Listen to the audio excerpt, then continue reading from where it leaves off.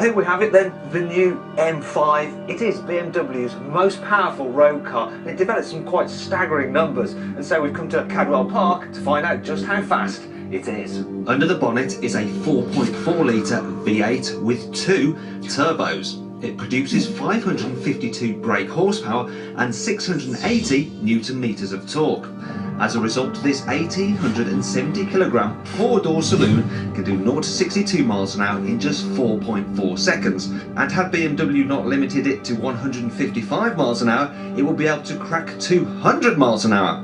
Not bad that for something that costs £73,000. But if you want the BMW which offers the most bang for your buck, it isn't the M5, it's this, the S1000RR. It may only have 4 cylinders, 1 litre and no turbos, but it still makes 193 bhp. And weighing just 178 kilos means it has a whole horse for every kilo. So the question is, which is faster on a track, the bike or the car? To find out, we've hired a faceless racer to risk his life on the bike, and a librarian to drive the car. Only joking, it's our resident racing driver, Owen Mildenhall, in a brown sweater. Cadwell Park may well be the mecca of motorcycling, but as the track is slippery today, the bike is at a severe disadvantage. So we're going to give it a 10-second head start, and then see if a librarian in an M5 can catch it. Ready, steady, go!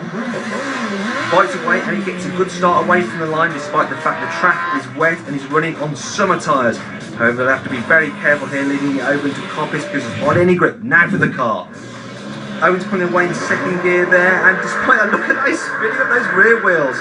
Very hard trying to contain all that 680 newton meters of torque. Now the bike's going to have to be very careful not to lose the front end here into Charlie's. Staying quite upright there actually. Owen shall have no such trouble with his four wheels. Although, a little bit of oversteer there. Clearly got the driver's aids off. Now the bike is heading up the park straight. Now this is its opportunity to actually gain some distance between the car. But coming up the hill, he's going to have to brake early because Park Bend is still wet. Owen should be able to hit about 130 miles an hour in the M5 up there. Bike turning in quite gingerly again. Car can go harder in on the brakes. A little bit of oversteer there. Once again, nicely dealt with by Owen. Out of Chris's curve, the bike's still very upright, worried about losing it obviously. Whereas the car should be able to go pretty much flat out through there and just sweep down into the gooseneck. The gap is closing quite dramatically. Bike's heading down the hill now. Closely followed by the car now. For the first time, Owen has got the bike in his sights, so they're heading to Mansfield. Hopefully the bike doesn't lose it here, otherwise he's going to have an M5 on top of him. Actually, it's Owen, he goes a little bit sideways. Bike does a little wheelie there, and he's turning up towards the mountain. Now, this should be very, very tricky for the bike. The M5's all over him, that's all you can see in his rear mirrors now. Over the hill, bike does a little wheelie. The heading into the Hall Bends now is going to be particularly tricky for the bike here because of the conditions. Owen able to brake much later, makes it quite a bit distant. Might even be able to take the bike here. Now they're heading into the hairpin, the bike remaining upright once again. It's very slippy obviously. Yeah, so he goes slightly sideways, loses a bit of time here as they head down into the barn. With all the leaves on the track, that must be quite nerve-wracking for the rider.